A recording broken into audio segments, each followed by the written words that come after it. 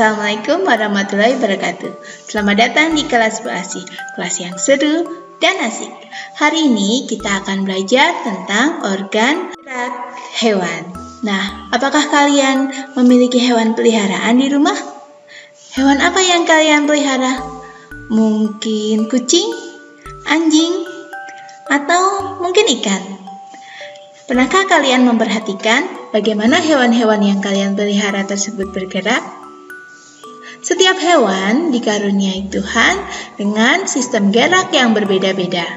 Mari kita pelajari beberapa hewan dengan sistem gerak dan fungsinya masing-masing. Kompetensi yang akan kita pelajari melalui video ini adalah dua mata pelajaran, yaitu IPA dan Bahasa Indonesia.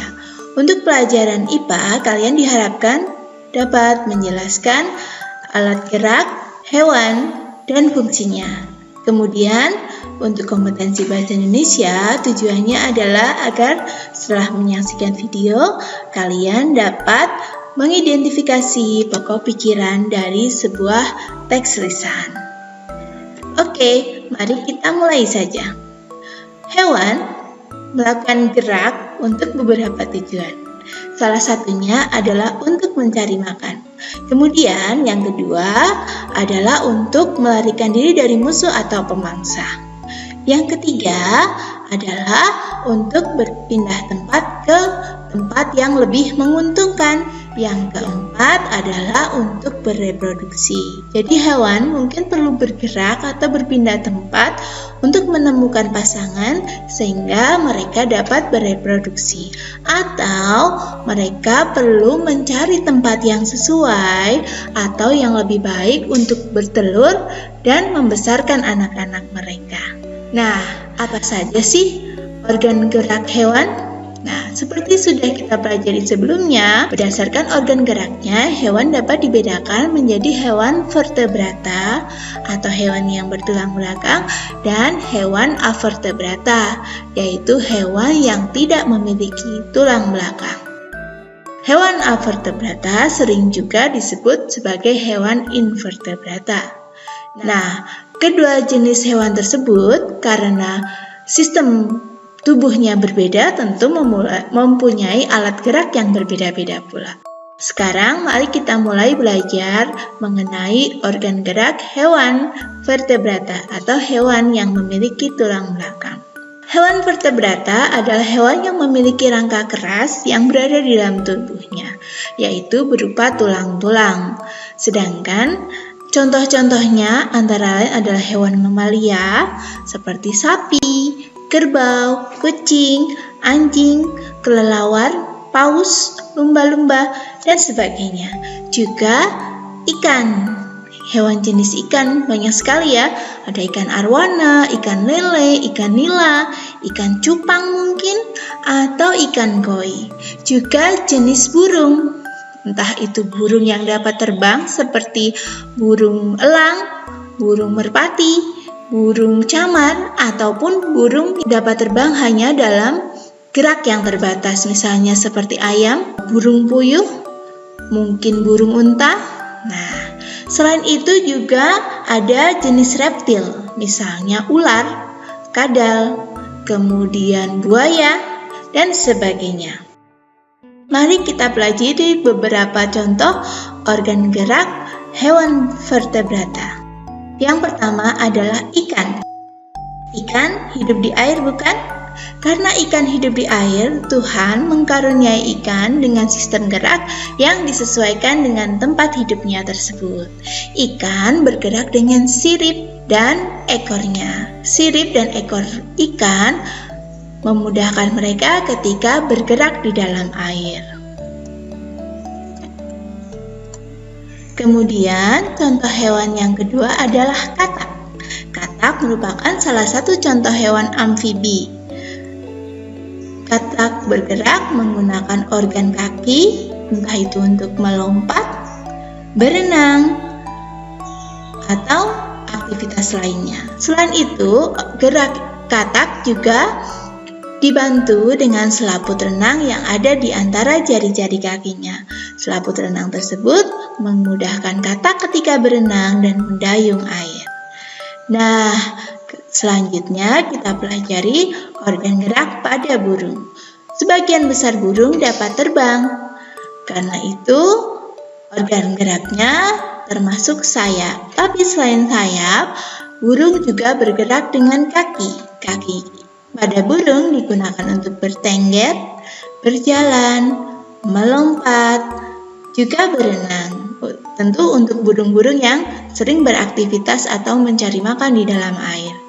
Nah, sedangkan sayapnya digunakan burung untuk terbang, berpindah tempat dari satu tempat ke tempat yang lain dengan cepat. Nah, selanjutnya mari kita pelajari tentang organ gerak ular. Ular juga termasuk salah satu jenis reptil. Tetapi ular tidak memiliki kaki. Jadi bagaimana ular bergerak? Ular bergerak dengan otot yang ada di tubuh atau perutnya. Otot tersebut digunakan untuk berjalan.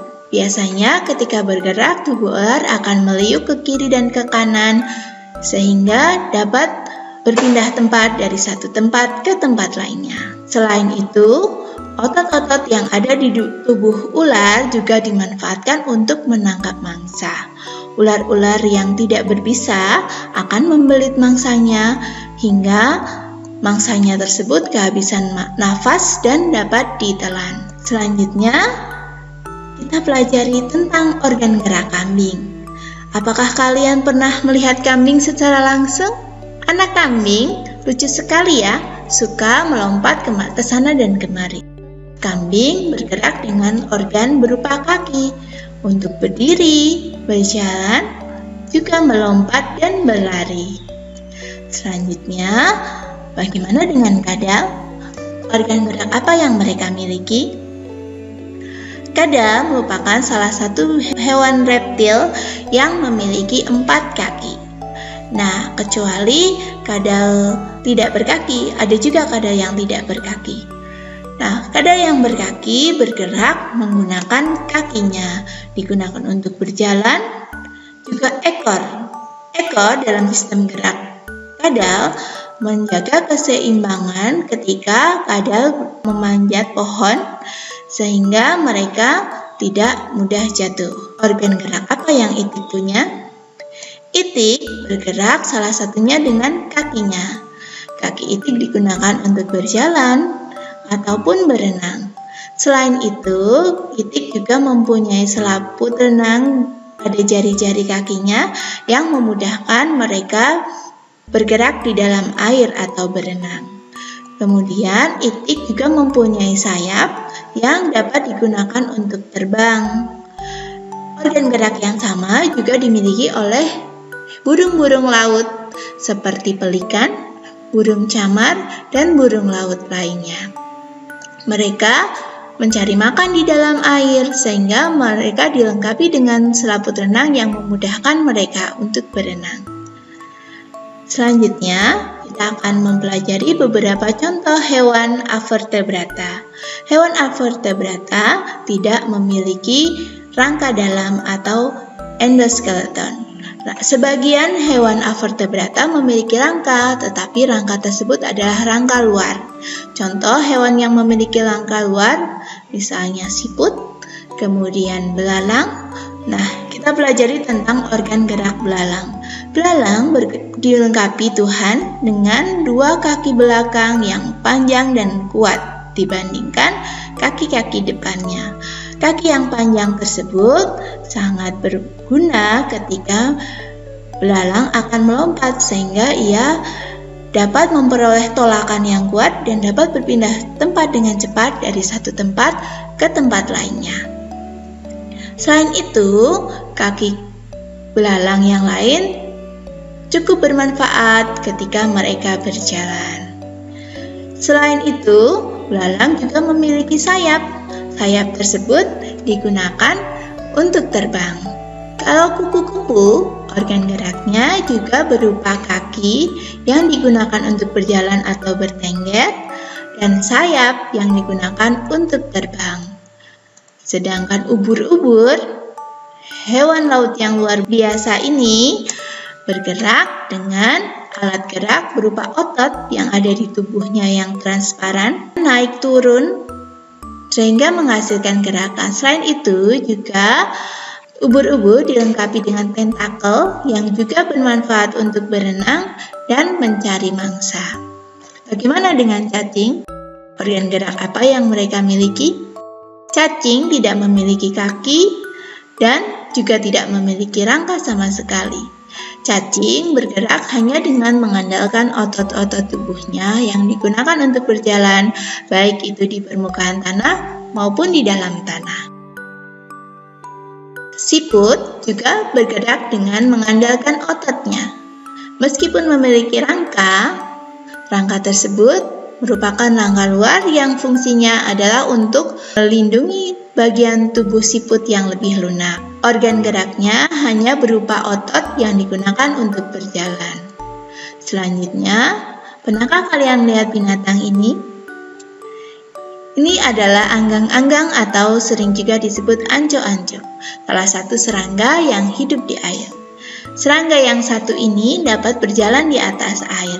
Untuk berjalan di atas air, mereka memanfaatkan kaki-kakinya yang kecil dan ringan. Mereka hewan yang unik ya, karena bisa berjalan dan melayang di atas air. Nah, itu tadi yang kita pelajari beberapa contoh organ gerak hewan avertebrata dan juga hewan vertebrata. Banyak-banyak membaca agar pengetahuan kalian semakin meningkat dan kalian semakin cerdas. Sampai jumpa di video berikutnya. Wassalamualaikum warahmatullahi wabarakatuh.